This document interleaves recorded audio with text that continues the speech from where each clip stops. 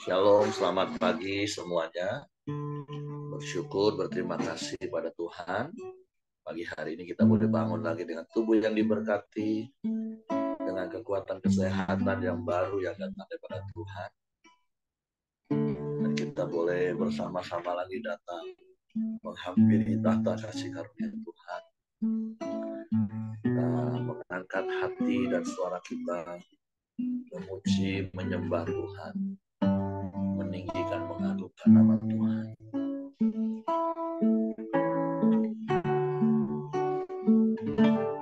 Bapa, kami bersyukur, kami berterima kasih kepadamu pagi hari ini.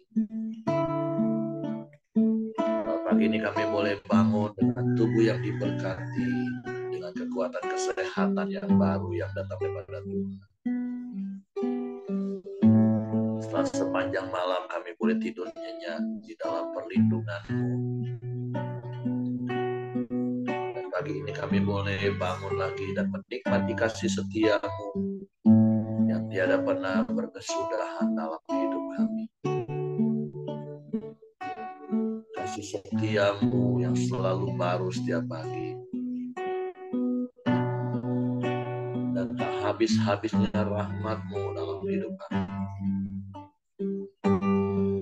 Sungguh kami bersyukur, kami berterima kasih kepada-Mu.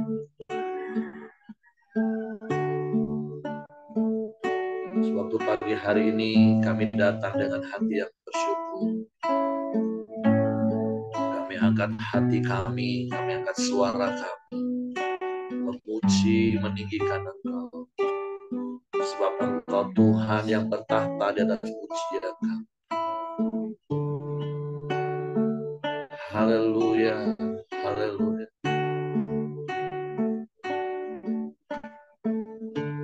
Saat ku menyembah-Mu, Roh-Mu berteriak.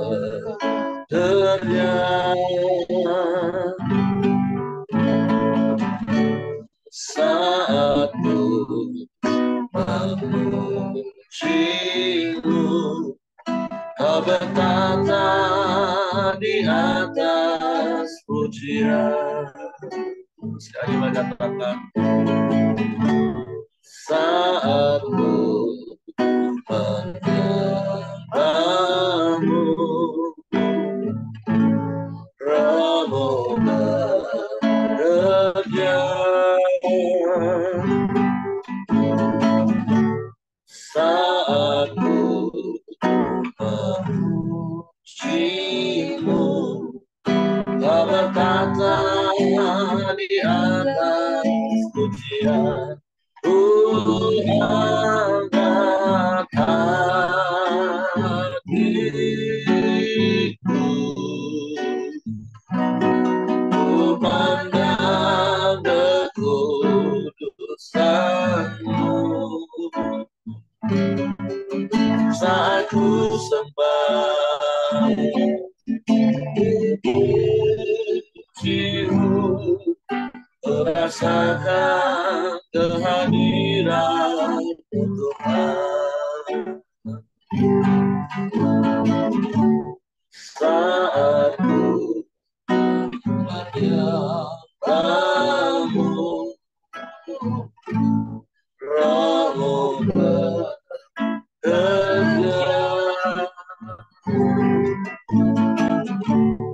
Saat ku memuji-Mu, Kau bertata di atas pujian. Ku angkat hatiku, ku pandang kekudusan-Mu. Saat ku sembah, ku puji-Mu, ku rasakan kehadiran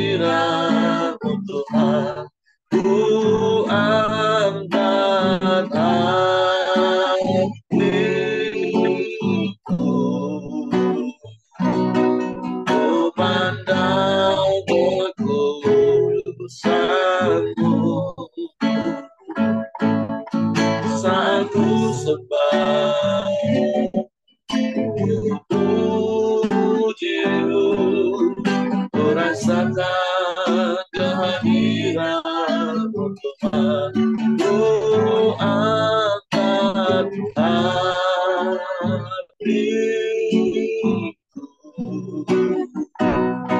ku pandang kekudusanmu, saat ku sembah pujimu, ku rasakan kehadiran Tuhan, ku rasakan kehadiran Tuhan, ku rasakan kehadiran-Mu Tuhan.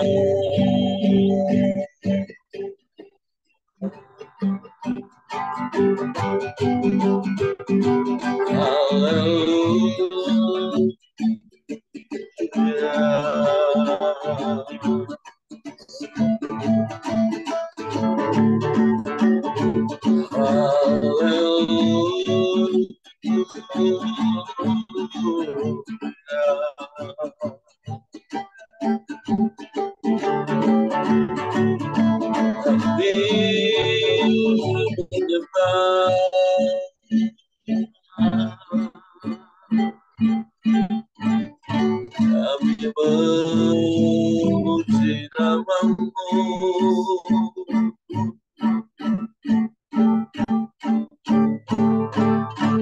kami tinggikan Engkau.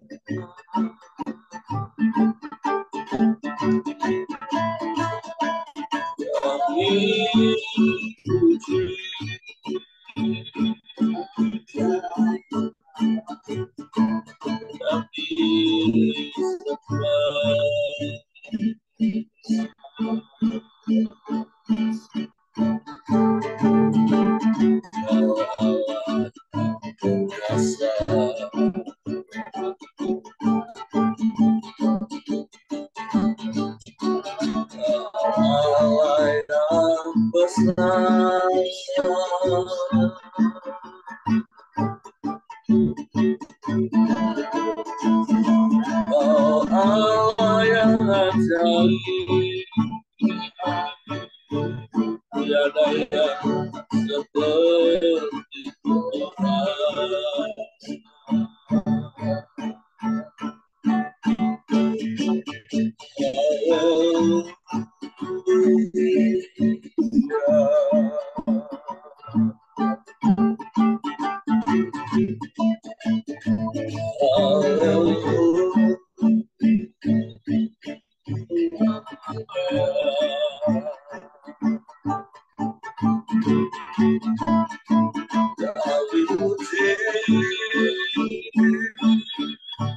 Kami sembah, kami muliakan nama-Mu.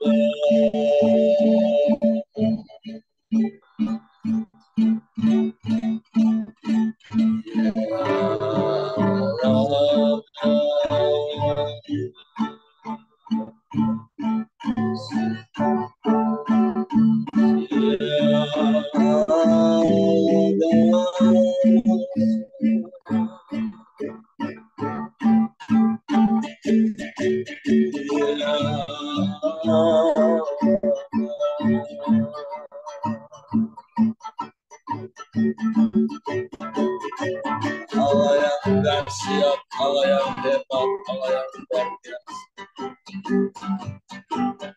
Allah yang sanggup melakukan segala berkat. Tiada yang mustahil bagi Tuhan.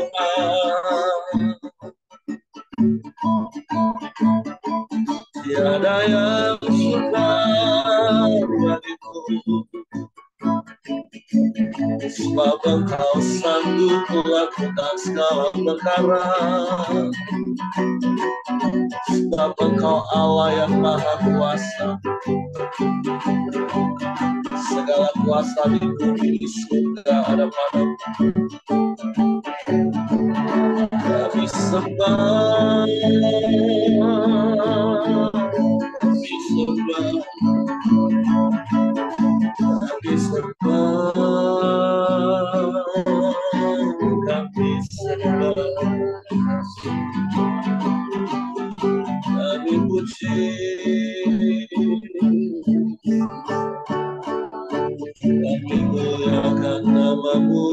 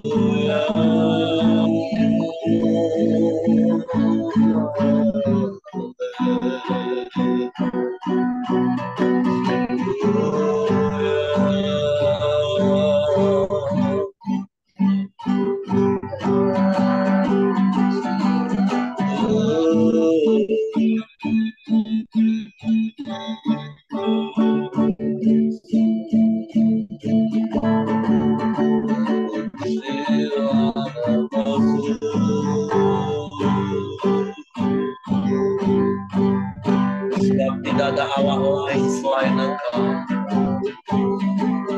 tidak ada yang sama seperti-Mu. Yesus, Yesus, Yesus, Tuhan. Kami sembah,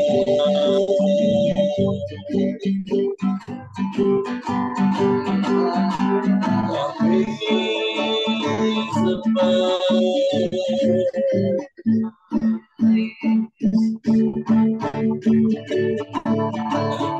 kami muliakan nama-Mu, kami tinggikan Engkau, sebab Kau yang layak, hanya Engkau yang layak,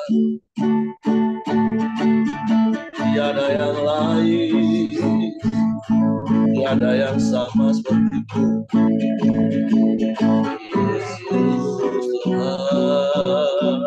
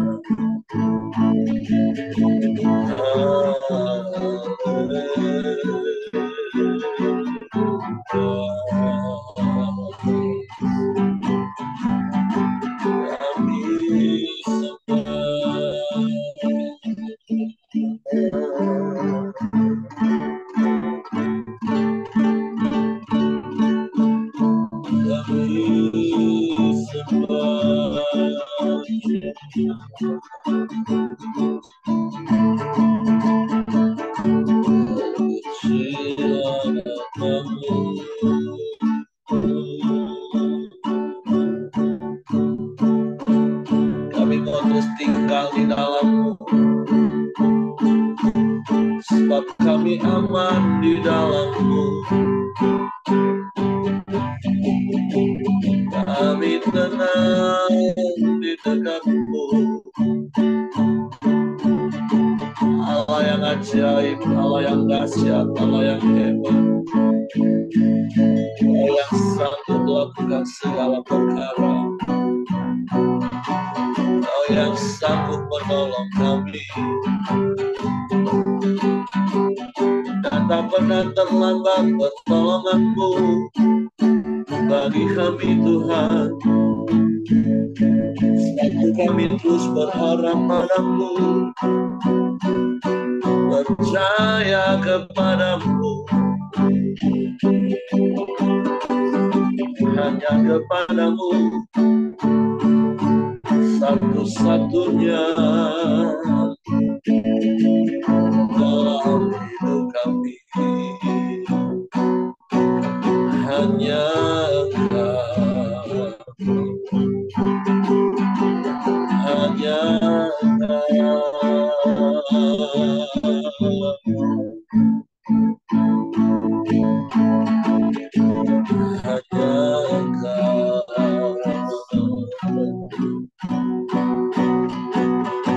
Terpujilah nama-Mu,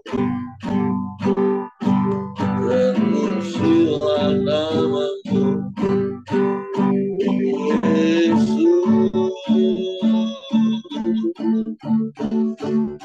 Tuhan.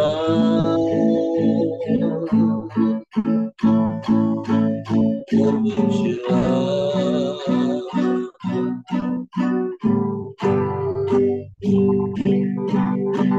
Hati kami tenang, sebab kami percaya Engkau selalu ada bersama kami. Kepadamu kami memandang dan berharap. Hati kami teguh, hati kami percaya hanya kepadamu, hanya kepadamu, Yesus.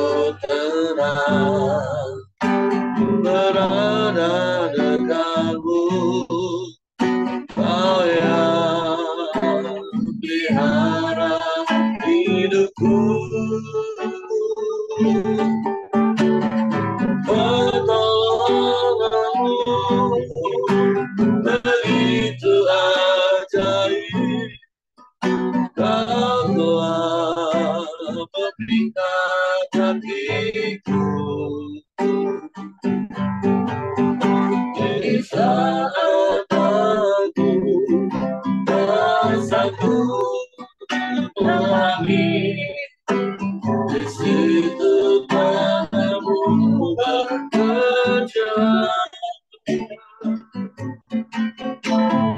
Pertolonganmu begitu ajaib, kau telah memberikan hatiku. Di mataku tertuju padamu, ku rasakan kasih-Mu Tuhan.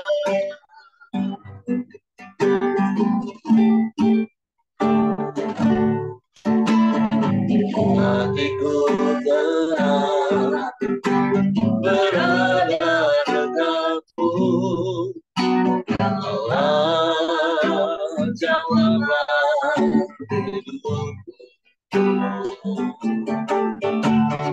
Hatiku tenang berada dekatmu, Kau yang pelihara hidupku. Pertolonganmu begitu ajaib, Kau telah memberikan hatiku. Di saat aku tak sanggup lagi, di situ tanganmu bekerja. Pertolonganmu begitu ajaib, Kau telah memberikan hatiku. Di mataku tertuju padamu, ku rasakan kasih-Mu Tuhan. Pertolonganmu begitu ajaib, Kau telah memberikan hatiku. Di saat aku tak sanggup lagi, di situ tanganmu bekerja. Pertolonganmu begitu ajaib, Kau telah memberikan hatiku. Di mataku tertuju padamu, ku rasakan kasih-Mu Tuhan. Di mataku tertuju padamu, ku rasakan kasih-Mu Tuhan. Hati kami tetap tinggal tenang teduh dalam segala keadaan yang Kau izinkan terjadi dalam hidup kami. Karena kami percaya Engkau selalu ada bersama dengan kami, dan pertolongan-Mu tidak pernah terlambat bagi kami. Waktu kami mau terus menanti-nantikan Engkau, karena firman-Mu yang berkata, orang yang menanti-nantikan-Mu akan mendapatkan kekuatan baru. Sekalipun kami berjalan, kami tidak menjadi penat, dan kami berlari, kami tidak menjadi lelah. Biarlah kami terus menanti-nantikan penuh harap kepada-Mu. Pertolongan kami hanya daripada-Mu. Bapa, kami bersyukur punya Allah yang seperti itu. Dan kami mau terus tinggal di dalam-Mu. Dan Dan biarlah firman-Mu di dalam kami. Suatu pagi hari ini kami buka hati kami hanya untuk firman. Roh Kudus tolong kami untuk mengerti dan memahami firman. Sehingga kami percaya firman dan kami melakukannya dalam hidup kami. Dalam nama Yesus kami sambut firman. Haleluya, haleluya, haleluya. Amin. Amin. Oke, silakan Heng. Oke, terima kasih. Renungan kita di hari ini di 2 Samuel 15. Saya bacakan. Absalom mengadakan persepakatan gelap. Ayat 1-nya. Sesudah itu Absalom menyediakan baginya sebuah kereta serta kuda dan 50 orang yang berlari di depannya. Maka setiap pagi berdirilah Absalom di tepi jalan yang menuju pintu gerbang. Setiap orang yang mempunyai perkara dan yang mau masuk menghadap raja untuk diadili perkaranya, orang itu dipanggil Absalom dan ditanyai, "Dari kota manakah engkau?" Apabila ia menjawab, "Hambamu ini datang dari suku Israel Anu." Maka berkatalah Absalom kepadanya, "Lihat, perkaramu itu baik dan benar. Tetapi dari pihak raja tidak ada seorang pun yang mau mendengarkan engkau." Lagi kata Absalom, "Sekiranya aku diangkat menjadi hakim di negeri ini, maka setiap orang yang mempunyai perkara atau pertikaian hukum boleh datang kepadaku, dan aku akan menyelesaikan perkaranya dengan adil. Apabila seseorang datang mendekat untuk sujud menyembah kepadanya, maka diulurkanlah tangannya, dipegangnya orang itu dan diciumnya." Cara yang demikianlah yang diperbuat Absalom kepada semua orang Israel yang mau masuk menghadap untuk diadili perkara oleh raja. Yang demikianlah Absalom mencuri hati orang-orang Israel. Sesudah lewat 4 tahun bertanyalah Absalom kepada raja, "Izinkan aku pergi supaya di Hebron aku membayar nazarmu yang telah kuikrarkan kepada Tuhan. Sebab hambamu ini ketika masih tinggal di Gezur di Aram telah bernazar demikian, jika Tuhan sungguh-sungguh memulangkan aku ke Yerusalem, maka aku akan beribadah kepada Tuhan." Lalu berkatalah raja kepadanya, "Pergilah dengan selamat." Maka berkemaslah Absalom dan pergi ke Hebron. Pada itu Absalom telah mengirim utusan-utusan rahasia kepada segenap suku Israel dengan pesan, "Segera sesudah kamu mendengarkan bunyi sangkakala, berserulah, Absalom sudah menjadi raja di Hebron." Serta Absalom turut pergi 200 orang dari Yerusalem, orang-orang undangan yang turut pergi tanpa curiga dan tanpa mengetahui apapun tentang perkara itu. Ketika Absalom hendak mempersembahkan korban, disuruhnyalah datang Ahitofel, orang Gilo itu, penasehat Daud dari Gilo kotanya. Demikianlah persepakatan gelap itu menjadi kuat dan makin banyak rakyat yang memihak Absalom. Sampai di sini dulu teman-teman ya. Dan saya telah membaca ini itu sampai geli ya dengar lihatnya ya.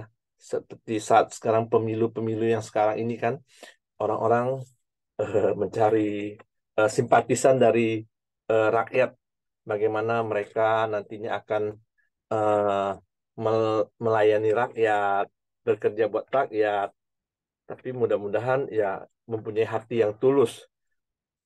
Sedangkan kita lihat di sini ya, kebaikan pun dapat menjadikan alat kejahatan, digunakan sebagai topeng untuk menipu atau mengelabui orang-orang. Jadi kebaikan itu ada yang tidak tulus, hanya sebuah upaya yang memuluskan rencana pemilihan akan menjadi raja. Tentunya berasal dari hati yang tidak lurus serta tidak kudus. Itulah yang dilakukan sama Absalom untuk meraih simpati rakyat Israel. Ia berdiri setiap pagi di depan pintu gerbang Raja Daud dan mendengar setiap perkara-perkara dari rakyat yang ingin mengadu kepada raja. Dan juga ia menjemput mereka dengan ramah, dengan ulurkan tangan dan mencium. Lalu kita tahu ya, Absalom itu adalah seorang pangeran. Lalu ia menyampaikan kampanye yang terselubung. bahwa kiranya ia diangkat menjadi hakim, ia akan menyelesaikan masalah mereka dengan adil. Ia juga melorong wibawa ayahnya dengan menyebutkan bahwa dari pihak raja tidak ada yang peduli dengan mereka. Hasilnya setelah 4 tahun, mayoritas orang Israel pun memihak kepada Absalom. Saat itulah terungkap tujuan Absalom sebenarnya ingin menjadi raja. Jadi eh, kita lihat ya, banyak sekali cara-cara melakukan kebaikan, tapi mempunyai tujuan yang tertentu di dalam hidup kita. Apalagi saat-saat sekarang nih yang kita lihat ya, saat-saat yang pemilu inilah yang kita rasakan benar macam mana juga banyak juga anggota-anggota dewan yang langsung menuju ke rakyatnya, memaparkan rencana-rencana ke depannya, dan juga menyediakan makan, menyediakan minum pada mereka kan. Tapi kita tidak tahu apa rencana mereka. Jadi itulah yang saya dapatkan yang di pasal ayat 1 sampai ke 12. Dan itu yang saya bacakan lagi yang ke-13. Daud melarikan diri dari Yerusalem. Lalu datanglah seorang mengabarkan kepada Daud, katanya, hati orang Israel telah condong kepada Absalom. Kemudian berbicaralah Daud kepada semua pegawai yang ada bersama-sama dengan dia di Yerusalem. Bersiaplah, marilah kita melarikan diri, sebab jangan-jangan kita tidak akan luput daripada Absalom. Pergilah dengan segera supaya ia jangan dapat lekas menyusul kita dan mendatangkan celaka atas kita dan memukul kota ini dengan mata pedang. Para pegawai raja berkata kepada raja, terserah kepada tuanku raja, hamba-hambamu ini siap. Lalu keluarlah raja, seisi rumahnya mengiringi dia. 10 orang gundik ditinggal raja untuk menunggui istana. Maka keluarlah raja dan seluruh orang-orangnya mengiringi dia. Dekat rumah yang terakhir mereka berhenti. Sedang semua pegawainya berjalan melewatinya, juga semua orang Kriti dan semua orang Pleti, juga semua orang Gad. 600 orang banyaknya yang mengiringi dia sejak dari Gad berjalan melewati raja.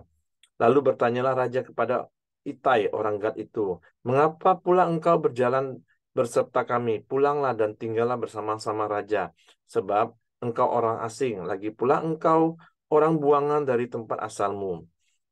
Baru kemarin engkau datang, masa pada hari ini aku akan membawa engkau mengembara bersama-sama kami, padahal aku harus pergi entah kemana. Pulanglah dan bawalah juga saudara-saudaramu. Pulanglah. Mudah-mudahan Tuhan menunjukkan kasih dan setia kepadamu. Tetapi Itai menjawab raja, demi Tuhan yang hidup dan demi hidup tuanku raja, di mana tuanku raja ada, baik hidup atau mati, di situ hambamu juga ada.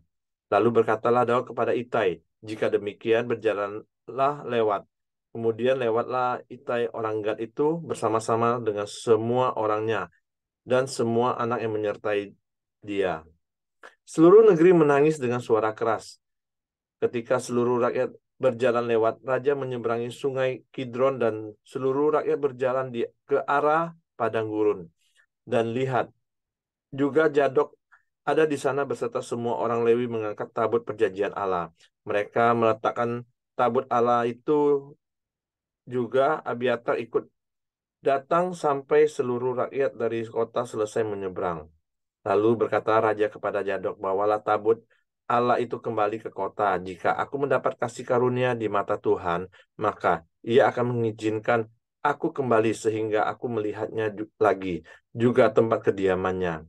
Tetapi jika ia berfirman begini, aku tidak berkenan kepadamu, maka aku bersedia, biarlah dilakukannya kepadaku apa yang baik di matanya. Lagi berkatalah raja kepada Zadok imam itu, jadi engkau dan Abiatar pulanglah ke kota dengan selamat beserta anakmu masing-masing, yaitu Ahimas anakmu dan Yonatan anak Abiatar. Ketahuilah, aku akan menanti di dekat tempat-tempat penyeberangan di padang gurun, sampai ada kabar dari kamu untuk memberitahu aku. Lalu Zadok dan Abiatar membawa tabut Allah itu kembali ke Yerusalem, dan tinggallah mereka di sana. Daud mendaki Bukit Zaitun sambil menangis kepalanya berselubung dan ia berjalan dengan tidak berkasut. Juga seluruh rakyat yang bersama-sama dengan dia masing-masing berselubung kepalanya dan mereka mendaki sambil menangis.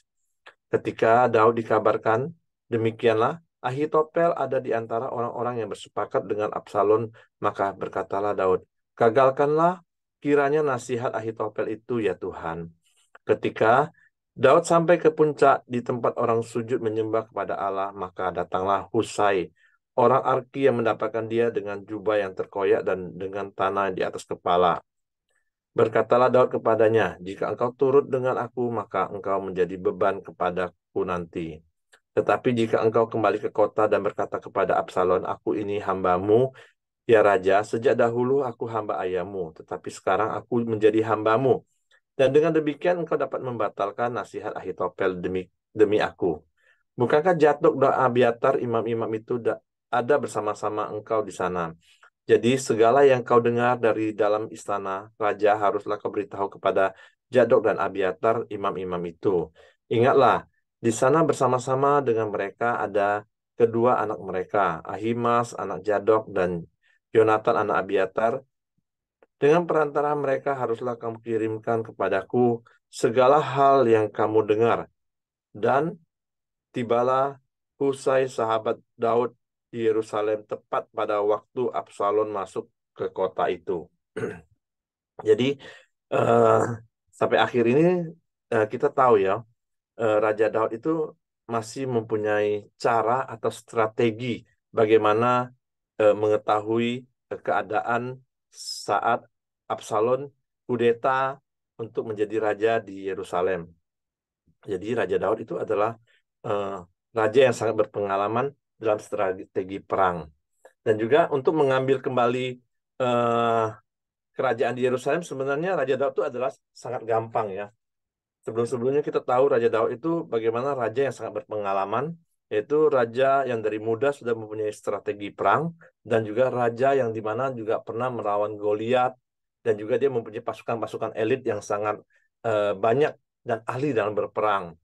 Nah, tapi ada dua poin yang saya dapatkan di sini, yaitu pertama di ayat 25,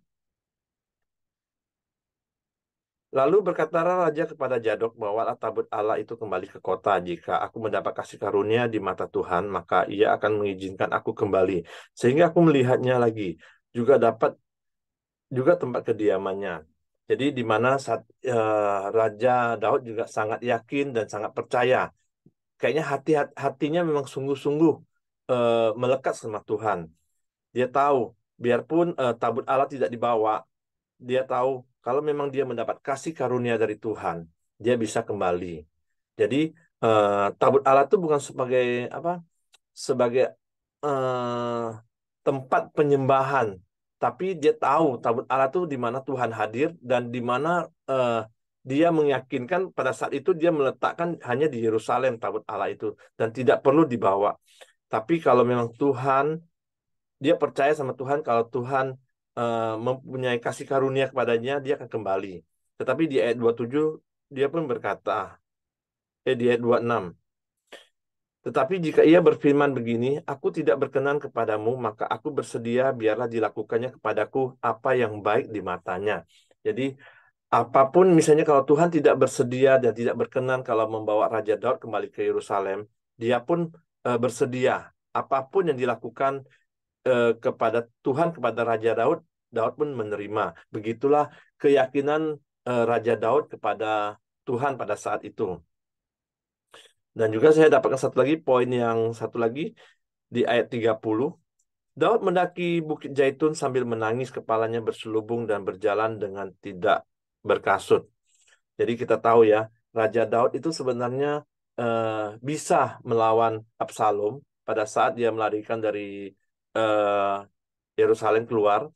Tetapi dia tidak mau karena dia tahu di mana Absalom itu adalah darah dagingnya, yaitu sebagai seorang ayah, dia tidak mau eh, bertumpahan darah dengan anaknya sendiri, bahkan dengan bangsanya sendiri, yaitu pasukan itu adalah orang Israel juga.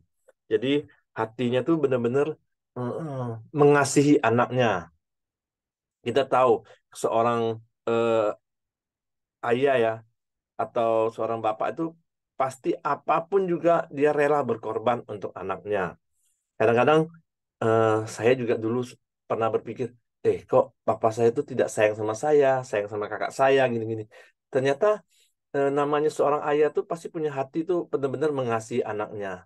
Maka dia tega pun mau keluar dari Yerusalem dan keluar karena biarlah anaknya yang mendudukin Yerusalem dan juga supaya tidak ada pertumpahan darah dengan anak. Nah, jadi eh, di pagi hari ini yang saya dapatkan, kenapa seorang Absalom, anak ini bisa menjadi eh, seorang yang jahat.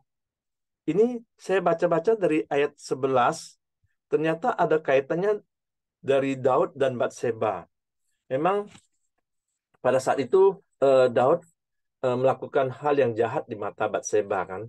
Sesudah itu kita melihat di mana anaknya Amnon dan Tamar itu melakukan hal yang tidak baik, dan juga di mana raja seperti kemarin-kemarin sudah disampaikan, raja itu tidak apa mengadilin dengan benar gitu nah, pada saat itu, karena Raja Daud juga pernah melakukan hal-hal yang salah gitu nah. Jadi makanya Absalom itu mempunyai kepahitan kepada Raja Daud, maka hal ini bisa terjadi gitu loh. Jadi memang kalau kita punya masalah yang belum terselesaikan, itu jangan kita diamkan saja. Itu mempunyai suatu kekaitan yang ke depannya itu membuat hidup rumah tangga kita tuh akan sangat berpengaruh gitu loh. Jadi benar-benar kalau misalnya ada sesuatu yang di masa lalu yang belum kita selesaikan, yang menjadi PR kita, ya kita harus menyelesaikannya gitu loh. Berjalannya waktu, ya satu-satu kita bereskan dengan hal-hal yang eh, belum kita selesaikan sebelumnya. Jadi hanya itu yang bisa saya sampaikan, Pak. Terima kasih. Saya kembalikan kepada Pak Heri. Oke, terima kasih untuk Hengki buat sharing firman Tuhan. Jadi ada beberapa hal yang tentu Tuhan mau ingatkan kepada kita pagi ini. Di perikop yang pertama, yaitu tadi poinnya, hidup ini tulus saja, jangan ada hidden agenda. Atau kalau istilah yang pernah kami bahas di full time, seringkali kadang manusia ini pakai alasan rohani, tapi tujuannya jasmani. Seperti di ayat-ayat di perikop yang pertama, sebenarnya Absalom sudah punya hidden agenda, rencana untuk kudeta, tapi dia memakai alasan untuk membayar nazar. Nah, jadi ini hati-hati, kita harus jaga hati kita. Jangan sampai sebenarnya kita punya tujuannya itu jasmani, tapi memakai alasan rohani supaya orang bisa dengan mudah menyetujui dan memenuhi tujuan terselubung kita. Nah, ini yang perlu kita terus jaga hati kita supaya kita tidak menjadi seperti Absalom. Nah, yang kedua tentu seperti yang dikatakan, tentu harusnya Daud mampu dan sanggup untuk mengalahkan kudeta daripada Absalom. Tapi itulah hati seorang bapak, dia rela berkorban. Bahkan walaupun nanti ke depan pun kita tahu sampai akhirnya satu titik jenderalnya pasukannya pun tahu, oh ternyata Daud ini tetap sayang sama anak maaf yang kurang ajar itu, anak yang ngelawan itu. Walaupun hari ini aku mati, Daud akan senang. Tapi waktu Absalom mati, Daud sedihnya minta ampun. Tapi itulah hati seorang bapak yang legowo, berbesar hati, rela berkorban. Jadi sekali lagi bukan mengalah ya. Intinya saya tidak akan pernah menyampaikan eh, untuk kita mengalah, karena itu bukan kebenaran bagi saya mengalah itu. Kebenaran itu adalah rela berkorban. Karena berkali-kali saya harus ingatkan, mengalah itu pasti karena terpaksa dan karena dipaksa. Nah, tapi rela berkorban itu ya dari hati kita yang tulus, ya sudah, memang kita harus berkorban. Tidak semua harus kita pertahankan, tidak semua harus kita lawan, tapi ada waktu di mana kita rela berkorban. Bukan saja dengan anak tentunya, Bukan saja anak dengan orang tua. Yang lebih sering adalah sekali lagi suami istri. Ada saat yang sering di mana kita harus rela berkorban. Tidak harus kita lawan dan tidak harus kita pertahankan. Jadi itu adalah sikap yang terus harus kita jaga dalam hati kita. Jadi itulah yang kita belajar hari ini. Dan seperti Hengki tadi ya, dalam keadaan apapun ya terus berharap pada kasih karunia Tuhan, dan Tuhan akan selalu menolong kita dengan memberikan hikmat untuk kita tetap mengatur strategi. Kalau mengalah itu kan orang sudah pasrah biasanya karena terpaksa oleh keadaan, sehingga nggak pernah mikirin lagi tentang strategi. Nah, jadi kalau orang yang rela berkorban, ya dia merelakan jabatan raja itu. Tapi Daud tetap bisa berpikir dengan jernih.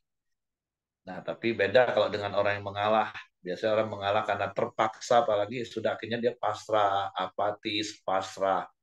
Nah, kita nggak boleh seperti itu. Kita tetap mengandalkan dan berharap kepada Tuhan. Seperti apa yang Daud katakan tadi. Kalau memang Tuhan berkenan, ya aku akan kembali kok. Artinya orang yang rela berkorban itu tetap percaya pembelaannya itu datangnya dari Tuhan. Nah, itu bedanya orang yang mengalah dan orang yang rela berkorban. Yang saya katakan tadi, orang kalau udah mengalah karena terpaksa atau dipaksa itu biasanya hidupnya jadi penuh kepahitan, kecewa, kemarahan, jadi apatis. Nah, itu orang yang kalau udah menyerah. Tapi orang yang rela berkorban itu hidupnya akan tetap bergantung kepada Tuhan karena dia tahu sepenuhnya hidupnya itu ada di tangan Tuhan.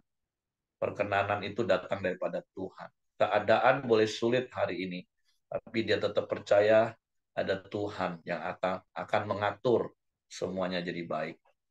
Oke, itu saja yang saya tambahkan. Terima kasih untuk Hengki. Silakan Bapak Ibu kalau ada hal-hal yang mungkin Bapak Ibu mau tambahkan, yang Bapak Ibu dapat dari kisah-kisah yang kita baca hari ini, menjadi inspirasi bagi setiap kita. Dan tentunya untuk dilakukan Bapak Ibu ya. Oke, kalau tidak ada saya serahkan kepada Hengki, silakan.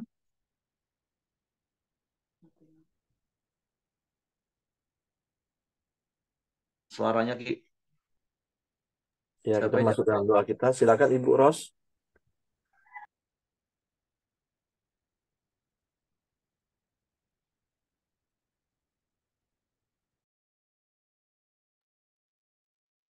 Ya, kita masuk dalam doa kita di pagi hari ini.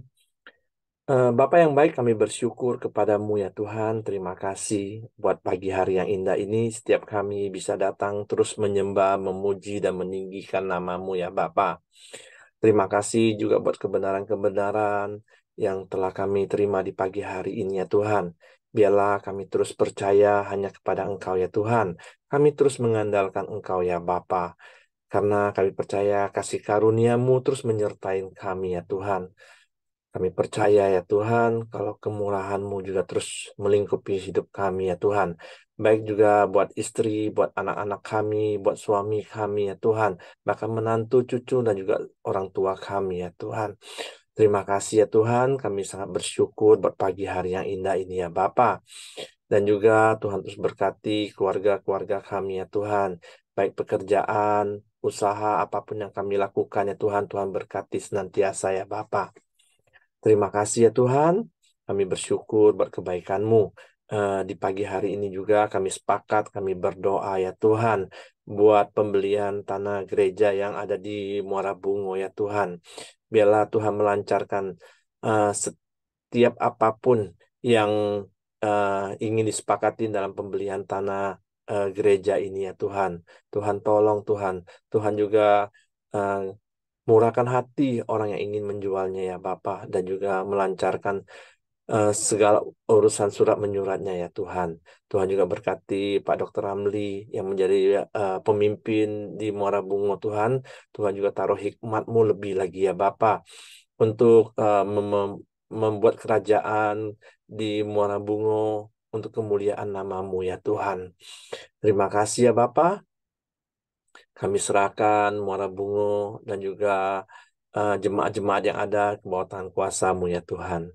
Dan juga kami terus berdoa buat negara kami Indonesia. Biarlah Tuhan terus memberkati bangsa dan negara kami Indonesia, memberikan damai sejahtera-Mu, sukacita-Mu atas bangsa ini ya Bapa. Dan juga di mana bangsa ini Tuhan akan mengadakan pemilihan umum ya Bapa. Kami percaya Tuhan menaruh pemilih yang memiliki hati terus untuk membawa bangsa ini benar-benar untuk membawa bangsa ini lebih baik ya Tuhan. Untuk mensejahterakan rakyat Indonesia ini ya Tuhan. Dari Sabang sampai Merauke ya Bapa. Dan juga untuk membangun secara merata Indonesia ini ya Tuhan. Terima kasih ya Tuhan, kami percaya pemilihan ini akan berjalan dengan baik, aman, dan tentram, dan damai ya Tuhan. Terima kasih dan juga Bapak pemerintahan yang ada pada saat ini, Pak Presiden kami Joko Widodo dan juga wakilnya, dan juga menteri yang ada, dan juga gubernur, wali kota, bupati ya Tuhan. Biarlah setiap mereka terus membangun bangsa kami Indonesia ini lebih baik ya Tuhan. Dari daerah kami, dari desa, dari kota, Tuhan terus membawa setiap pemimpin-pemimpin yang ada terus membangun kota dan mensejahterakan rakyat yang ada ya Tuhan. Terima kasih. Kami serahkan pemerintahan kami dan bangsa kami Indonesia ke bawah tangan kuasa-Mu. Mari kita masuk dalam doa Bapa kami. Bapa kami yang di surga, dikuduskanlah namamu, datanglah kerajaan-Mu, jadilah kehendak-Mu di bumi seperti di surga. Berikanlah kami pada hari ini makanan kami yang secukupnya, dan ampuni kami akan kesalahan kami, seperti kami juga mengampuni orang yang bersalah kepada kami. Dan janganlah membawa kami ke dalam pencobaan, tapi lepaskanlah kami daripada yang jahat. Karena Engkau yang punya kerajaan dan kuasa dan kemuliaan sampai selama-lamanya. Amin. Pak Heri, silakan tutup dalam doa. Bapak, kami bersyukur buat pagi hari ini. Terima kasih buat firman-Mu yang menasehati dan mengajar kami. Biarlah kami boleh terus menjaga hati kami, Tuhan. Sehingga kami berkenan kepadamu. Kami serahkan hidup kami sepanjang hari dalam tangan-Mu. Kudus kuasa darah Yesus. Malaikat-malaikat tempat tinggal kami, tempat usaha kami. Bahkan keluar masuk kami dalam seluruh aktivitas kami. Tuhan sertai dan Tuhan buat berhasil. Supaya Engkau yang dipermuliakan. Terpujilah nama-Mu. Kiranya kasih karunia Bapa, damai sejahtera dari Yesus Kristus, serta pimpinan persekutuan Roh Kudus menyertai kita sekalian mulai hari ini sampai Maranatha. Dia Yesus datang kali yang kedua. Di dalam berkat nama Tuhan Yesus Kristus. Haleluya. Amin. Semangat pagi. Selamat beraktivitas. Tuhan memberkati.